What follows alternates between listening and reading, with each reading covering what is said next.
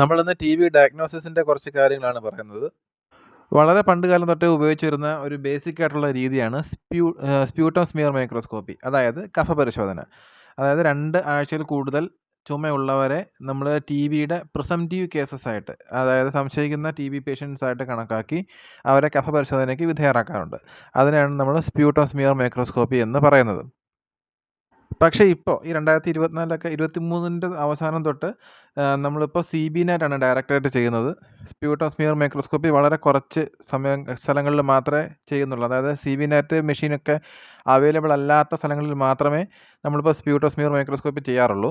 പിന്നെ ചെയ്യുന്ന അത് ഫോളോ അപ്പ് ചികിത്സയ്ക്ക് സ്പ്യൂട്ടം മൈക്രോസ്കോപ്പിയാണ് ചെയ്യുന്നത്. അത് നമ്മൾ വഴിയെ പഠിക്കും. അപ്പോൾ തൽക്കാലം ഇപ്പോൾ സ്പ്യൂട്ടം സ്മിയർ മൈക്രോസ്കോപ്പി അധികം ചെയ്യാറില്ല എന്ന് മാത്രം മനസ്സിലാക്കി വെച്ചാൽ മതി. എന്തുകൊണ്ടാണ് ഇപ്പോൾ ഡയറക്റ്റായിട്ട് നമ്മൾ സ്പ്യൂട്ടം സ്മിയർ മൈക്രോസ്കോപ്പി ചെയ്യാത്തത് എന്നൊരു ചോദ്യമുണ്ട്. അതിൻ്റെ അർത്ഥം എന്ന് പറഞ്ഞാൽ അതിൻ്റെ സെൻസിറ്റിവിറ്റി കുറവായതുകൊണ്ടാണ്. അതായത് നമ്മളെടുക്കുന്ന കഫത്തിൽ ഒരു കഫത്തിൻ്റെ സാമ്പിളിൽ 5000 ബാസില്ലകൾ അല്ലെങ്കിൽ 5000 ബാക്ടീരിയകൾ ഉണ്ടെങ്കിൽ മാത്രമേ നമുക്ക് ഈ സ്പ്യൂട്ടം സ്മിയർ ചെയ്യുമ്പോൾ ഇതിനകത്ത് ബാക്ടീരിയ കാണാൻ പറ്റുള്ളൂ. അപ്പോൾ അതൊരു ലിമിറ്റേഷനാണ്. വളരെ ചെറിയ രീതിയിൽ ഇൻഫെക്ഷൻ ഉള്ളവർക്ക് ഇത് കണ്ടെത്താൻ സാധിക്കുകയില്ല. ഫാൾസ് നെഗറ്റീവായിട്ട് റിപ്പോർട്ട് പോകും. അത് ഒഴിവാക്കാൻ വേണ്ടിയാണ് ഇപ്പോൾ ഡയറക്റ്റായിട്ട് CBNet ചെയ്യുന്നത്. CBNet ഒരു ജെനറ്റിക് രീതിയിലുള്ള ഒരു PCR രീതിയിൽ ചെയ്യുന്ന ഒരു ടെസ്റ്റാണ്. അതിൻ്റെ സെൻസിറ്റിവിറ്റി നമ്മളുടെ സാമ്പിളിൽ ഒരു 100 മുതൽ 130 ബാസില്ല മാത്രമേ ഉള്ളെങ്കിൽ പോലും അത് പോസിറ്റീവ് കാണിക്കും. അപ്പോൾ അതിൻ്റെ കാരണം മനസ്സിലായല്ലോ. ഇപ്പോൾ സ്പ്യൂട്ടം സ്മിയർ അധികം യൂസ് ചെയ്യാത്തതിൻ്റെ കാരണം മനസ്സിലായല്ലോ. പിന്നെ സ്പ്യൂട്ടം സ്മിയറിൻ്റെ മറ്റൊരു പ്രത്യേകത എന്ന് പറഞ്ഞാൽ പെട്ടെന്ന് റിസൾട്ട് കിട്ടും. മൈക്രോസ്കോപ്പിൽ കൂടെ നോക്കി അത് കണ്ടെത്തേണ്ട ആ താമസം മാത്രമേ ഉള്ളൂ. പോസിറ്റീവ് ആണെങ്കിൽ ആ പോസിറ്റീവ് റിസൾട്ട് നമുക്ക് പെട്ടെന്ന് തന്നെ കിട്ടും. സ്മിയർ മൈക്രോസ്കോപ്പി തന്നെ നമ്മൾ മെയിനായിട്ടും ടി.ബിയുടെ ഡയഗ്നോസിസിന് വേണ്ടിയിട്ട് 2 രീതിയിലാണ് ചെയ്യുന്നത്. ഒന്ന് ഇസഡൻ സ്റ്റെയിനിങ്, അതായത് സീൽ നീൽസൺ സ്റ്റെയിനിങ് എന്ന് പറയും. പിന്നൊന്നുള്ളത് ഫ്ലൂറസെൻ്റ് മൈക്രോസ്കോപ്പി. ഈ രണ്ടും കാര്യങ്ങളും ചെയ്യുന്ന സ്റ്റെയിൻ്റെ വ്യത്യാസം മാത്രമേ ഉള്ളൂ. പിന്നെ മൈക്രോസ്കോപ്പിൽ ചെറിയ വ്യത്യാസം വരും. പക്ഷേ ഇത് അൾട്ടിമേറ്റ്ലി നോക്കുന്നത് ടി.ബി ബാക്ടീരിയയുടെ പ്രസൻസ് ഉണ്ടോ ഇല്ലയോ എന്നുള്ളതാണ്. സീൽ നീൽസൺ ടെസ്റ്റിങ്ങുമായിട്ട് അല്ലെങ്കിൽ സീൽ നീൽസൺ സ്റ്റെയിനിങ്ങുമായിട്ട് ബന്ധപ്പെട്ട് ചോദിക്കാൻ സാധ്യതയുള്ള കുറച്ച് കാര്യങ്ങൾ പറയാം. കൂടുതലും ചെയ്തു വരുന്നത് സീൽ നീൽസൺ ആണ്. സീൽ നീൽസണിൽ ഉപയോഗിക്കുന്ന പ്രൈമറി സ്റ്റെയിൻ കാർബോൾ ഫ്യൂഷൻ ആണ്. Carbol fusion. പിന്നെ സീൽ നീൽസൺ സ്റ്റെയിനിങ്ങിൽ ഉപയോഗിക്കുന്ന കൗണ്ടർ സ്റ്റെയിൻ ആണ് മെഥിലീൻ ബ്ലൂ. ഈ 2 ചോദ്യങ്ങളും ചോദിക്കാൻ സാധ്യതയുള്ളതാണ്. പിന്നെ ചോദിക്കാനുള്ളത് സീൽ നീൽസൺ സ്റ്റെയിനിങ്ങിൽ ഉപയോഗിക്കുന്ന ഡീകളറൈസേഷൻ ഏജൻറ്റ് എന്താണെന്നാണ്. അത് സൾഫ്യൂരിക് ആസിഡാണ്.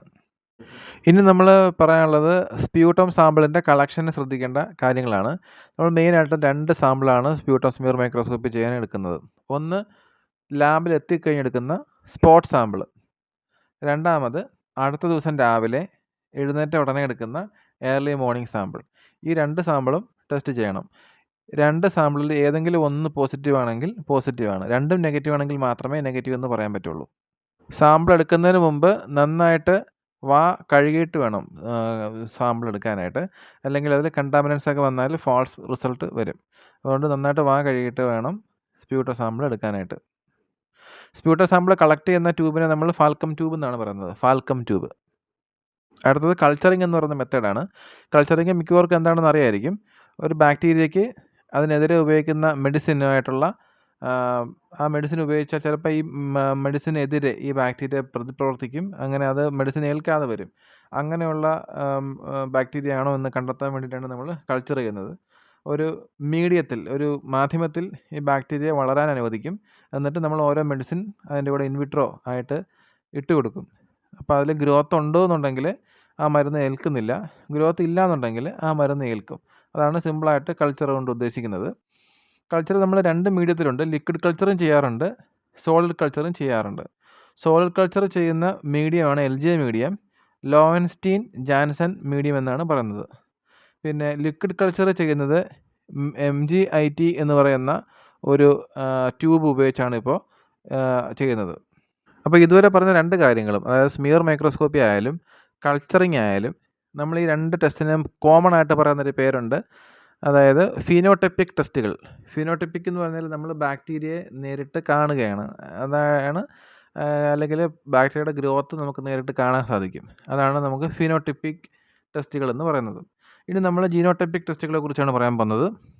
ജിനോടൈപ്പിക് ടെസ്റ്റുകൾ കൂടുതലും മോളിക്കുലർ അസേ വഴി ചെയ്യുന്ന ടെസ്റ്റുകളാണ്. അതെന്തൊക്കെയാണെന്ന് ഇപ്പോൾ നോക്കാം. ഈ ടെസ്റ്റുകൾ കൂടുതലും PCR ബേസ്ഡ് ആണ്. അതായത് പോളിമറേസ് ചെയിൻ റിയാക്ഷൻ വഴിയാണ് റിസൾട്ടുകൾ കിട്ടുന്നത്. അങ്ങനെ ബേസിക്കായിട്ട് അത് പഠിച്ചിരിക്കണം. മെയിനായിട്ടുള്ള ടെസ്റ്റുകളിലൊന്നാണ് CB-NAT-ഉം TrueNAT-ഉം. ഇത് രണ്ടിൻ്റെയും ടെക്നിക്ക് ഏകദേശം ഒന്ന് തന്നെയാണെങ്കിലും ചെറിയ ചെറിയ വ്യത്യാസങ്ങളുണ്ട്. CB-NAT ആയാലും TrueNAT ആയാലും വളരെ സെൻസിറ്റീവാണ്. അതായത് നമ്മൾ കൊടുക്കുന്ന സാമ്പിളിൽ വളരെ ചെറിയ എമൗണ്ടിൽ, അതായത് 100 മുതൽ 130 വരെ അണുക്കളുണ്ടെങ്കിൽ പോലും പോസിറ്റീവ് റിസൾട്ട് കാണിക്കുന്ന വളരെ സെൻസിറ്റീവ് ആയിട്ടുള്ള ടെസ്റ്റാണ് CB-NAT-ഉം TrueNAT-ഉം. ഈ CB-NAT-ഉം TrueNAT-ഉം ചെയ്യുമ്പോഴുള്ള ഗുണമെന്ന് വെച്ചാൽ സാധാരണ രീതിയിൽ മൈക്കോബാക്ടീരിയം ട്യൂബർക്കുലോസിസിൻ്റെ പ്രസൻസ് കണ്ടെത്തുക മാത്രമല്ല, അതിന് റിഫാംപിസിൻ എന്ന് പറഞ്ഞ മരുന്നിനുള്ള റെസിസ്റ്റൻസ് കൂടി ഇത് കണ്ടെത്തുന്നുണ്ട്. റിഫാംപിസിൻ റെസിസ്റ്റൻ്റ് ആണോ അല്ലേ എന്ന് കൂടി അറിയാൻ പറ്റും. അതാണ് ഇതിൻ്റെ മേന്മ. പിന്നീടുള്ളത് LPA എന്ന് പറഞ്ഞ ടെസ്റ്റാണ്. LPA എന്ന് പറഞ്ഞാൽ ലൈൻ പ്രോബ് അസേ. അത് ഫസ്റ്റ് ലൈൻ പ്രോബ് അസേയും ഉണ്ട്, സെക്കൻഡ് ലൈൻ പ്രോബ് അസേയും ഉണ്ട്. ഇതിൽ എന്താണെന്ന് നോക്കുന്നതെന്ന് വെച്ചാൽ, ഫസ്റ്റ് ലൈൻ പ്രോബ് അസേ നോക്കുന്നത് റിഫാംപിസിൻ്റെയും ഐസോനിയാസിഡിൻ്റെയും റെസിസ്റ്റൻസ് ഉണ്ടോ ഇല്ലയോ എന്ന് അറിയാൻ പറ്റും. സെക്കൻഡ് ലൈൻ LPA ആണെങ്കിൽ നമ്മൾ TB ട്രീറ്റ്മെൻറ്റിന് ഫ്ലൂറോക്വിനോൺസ് എന്ന വിഭാഗത്തിൽ ഉൾപ്പെടുന്ന ആൻറ്റിബയോട്ടിക്സുകൾ ഉപയോഗിക്കാറുണ്ട്. അതായത് അവസാനം ഫ്ലോക്സാസിൻ എന്ന് വരുന്ന മരുന്നുകളാണ് ഫ്ലൂറോക്വിനോൺസിൽ ഉൾപ്പെടുന്നത്. ഉദാഹരണത്തിന് മോക്സിഫ്ലോക്സാസിൻ, ലീവോഫ്ലോക്സാസിൻ തുടങ്ങിയവ. അപ്പോൾ ഇത്തരം മെഡിസിനുകളുടെ റെസിസ്റ്റൻസ് ഉണ്ടോ എന്ന് അറിയാൻ പറ്റും. കൂടാതെ സെക്കൻഡ് ലൈൻ ട്രീറ്റ്മെൻറ്റായിട്ട് ഉപയോഗിക്കുന്ന ചില ഇഞ്ചക്റ്റബിൾസ്, ഇപ്പോൾ ഇഞ്ചക്റ്റബിൾസ് അധികം ഉപയോഗിക്കാറില്ല എങ്കിലും സെക്കൻഡ് ലൈൻ ട്രീറ്റ്മെൻറ്റിന് ഉപയോഗിക്കുന്ന ഇഞ്ചക്റ്റബിൾസായ കാനാമൈസിൻ, കാപ്രിയോമൈസിൻ, അമിക്കസിൻ തുടങ്ങിയ ഇഞ്ചക്റ്റബിൾസിൻ്റെ റെസിസ്റ്റൻസിൻ്റെ സ്റ്റാറ്റസ് കൂടി അറിയാൻ പറ്റും ഈ സെക്കൻഡ് ലൈൻ LPA ചെയ്യുമ്പോൾ. അപ്പോൾ ഇത്രയാണ് മെയിനായിട്ടുള്ള മോളിക്കുലർ അസേ ടെസ്റ്റുകൾ. CB-NAT-ഉം TrueNAT-ഉം ഏകദേശം ഒരേ ഗണത്തിൽ ഉൾപ്പെടുത്താൻ പറ്റും. LPA എന്ന് പറഞ്ഞാൽ കുറച്ചും കൂടി അഡ്വാൻസ്ഡ് ആണ്. ഹയർ റെസിസ്റ്റൻസ് കണ്ടെത്താൻ സഹായിക്കുന്നതാണ് LPA. അപ്പോൾ ഇത്രയും കാര്യങ്ങൾ ആദ്യം ഓർത്ത് വയ്ക്കുക. ഇത്രയും കാര്യങ്ങൾ ക്ലിയറായിട്ട് ഓർത്ത് വെച്ച് കഴിഞ്ഞാൽ അടുത്ത ക്ലാസ്സിൽ കുറച്ചും കൂടെ കൂടുതൽ ബെറ്ററായിട്ട് നമുക്ക് മനസ്സിലാവും. Okay, thank you.